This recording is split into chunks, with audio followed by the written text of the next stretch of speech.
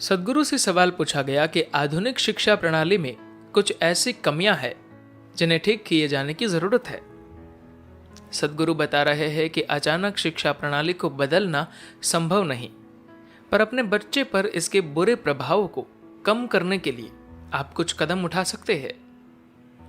प्रश्न: सदगुरु हम लोग युवाओं को इंजीनियरिंग, मेडिकल, मैनेजमेंट, पीएचडी जैसी शिक्षा देने पर काफी पैसा और संसाधन खर्च करते हैं।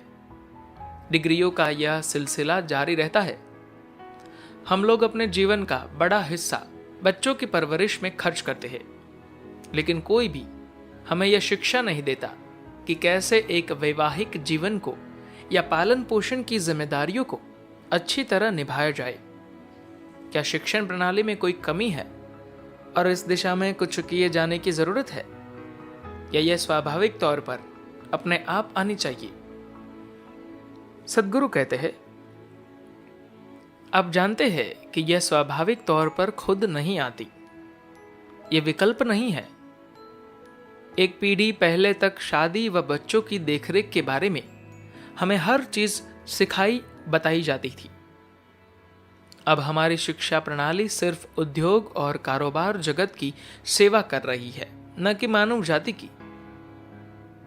हमारी शिक्षा व्यवस्था महान इंसान पैदा करने के लिए काम नहीं कर रही। ये तो बस इंजीनियर, डॉक्टर, मैनेजर व सुपरवाइजर पैदा करने के लिए काम कर रही है। आप अपने यहां चल रही एक बड़ी सी आर्थिक मशीन का सिर्फ एक पुर्जा है। ऐसे में अचानक बड़े पैमाने पर शिक्षा व्यवस्था को बदल देने का तो सवाल ही नहीं उठता। लेकिन अगर आप इच्छुक हैं तो अपने व अपने बच्चों के लिए इसमें बदलाव ला सकते हैं। अपने यहां एक व्यवस्था थी जो वर्णाश्रम धर्म कहलाती थी, जो जीवन के अलग अलग चरण होते थे, जिसके लिए हर इंसान को तैयार होना होता था।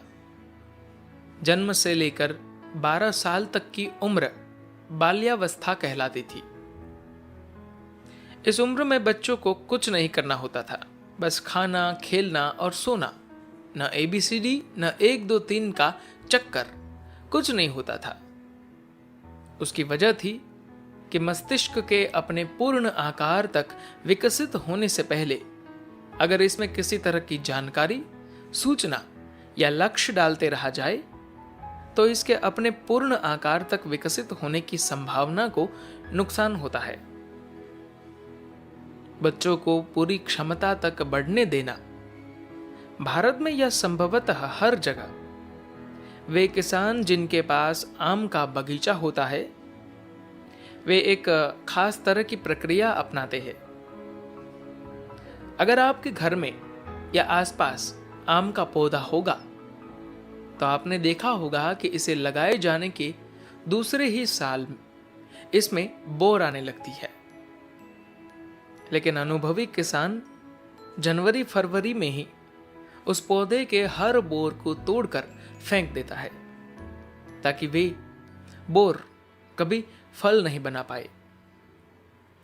लेकिन अगर आप तिमाही बैलेंस शीट रखने वाले व्यापारी किस्म के इंसान हुए तो आप फूलों या बोरों को गिनकर कहेंगे, अच्छा, मुझे यहाँ 150 आम के बोर दिखाई दे रहे हैं। 150 आमों को अगर 10 रुपए के हिसाब से जोड़े तो 15,000 रुपए हर पेड़ के बनते हैं, और मेरे पास तो 10,000 पेड़ है। और इस तरह आप उनमें फल लगने देंगे, क्योंकि उनके बोर तोड़ने में आपको ज्यादा नुकसान दिखेगा। हालांकि उनमें कोई बहुत अच्छे फल नहीं निकलेंगे, लेकिन वे फिर भी फल तो देंगे ही। अगर आप ऐसा करेंगे तो वह पेड़ कभी भी अपनी पूरी क्षमता तक नहीं बढ़ पाएगा। यहां तक कि पौधों के बारे में भी हम इस सच्चाई को जानते हैं। फिर ऐसा क्यों है कि हम अपने बच्चों के साथ ये सब नहीं जानते या करते? शायद हम ये जानते भी है, लेकिन हम अपने बच्चे को पड़ोसी के बच्चे से थोड़ा बेहतर बनाना चाहते हैं। यह अपने आप में एक गंभीर समस्या है। हमारी समस्या है कि हमारा पड़ोसी का 3 साल का बच्चा जो अभी से ही कहता है मैं डॉक्टर बनूंगा, तो इसका मतलब हुआ कि आप चाहते हैं कि पूरी दुनिया बीमार पड़ जाए। एक 3 साल का बच्चा अगर कहता है मैं डॉक्टर बनना चाहता हूं, तो हर कोई अपने बच्चे से कहेगा, अरे पड़ोसी का बच्चा डॉक्टर बनना चाहता है, तुम क्या बनना चाहते हो? मुझे नहीं पता, अरे कुछ तो बताओ। ये शिक्षा व्यवस्था की बीमारी नहीं है, ये बीमारी समाज में बैठ गई है। हमारी शिक्षा व्यवस्था तो बस उसी हिसाब से चलने की कोशिश कर रही है। अगर आप बच्चों को आवश्यक सुविधाएं देंगे, भावनात्मक व मनोवैज्ञानिक दृष्टि से सहयोग करेंगे, तो वे निश्चित तौर पर ऐसे काम कर पाएंगे जो शायद आप खुद भी ना कर सके हो।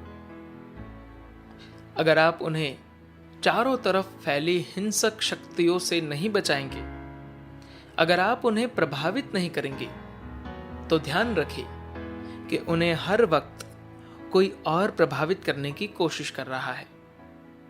जब तक वे एक खास अवस्था तक न आ जाए और उन्हें समझ में न आ जाए कि क्या और कैसे करना है, तब तक आपका काम उनका बचाव करना और उनका पालन पोषण करना है। बस इतनी सी बात है। आपका काम ये देखना नहीं है कि आप उन पर कितना दबाव बना पाते हैं, या वे कल से आपका बिजनेस संभाल पाएंगे या नहीं, या वे उन सपनों को पूरा कर पाएंगे या नहीं जिन्हें आप नहीं कर पाए। ऐसा सोचना गलत है। जहां तक शिक्षा व्यवस्था की बात है, तो आप यह उम्मीद बिल्कुल न करें कि यह कल बदलने जा रही है। इसलिए कम से कम आप अपने बच्चे को उससे बचाइए। इसके लिए हम एक ऐसी शिक्षा व्यवस्था स्थापित कर रहे हैं जहां किसी एक को दूसरे से बेहतर नहीं बनाया जाए, जो सिर्फ ये देख सके कि आपका विस्तार किस सीमा तक किया जा सकता है। धन्यवाद।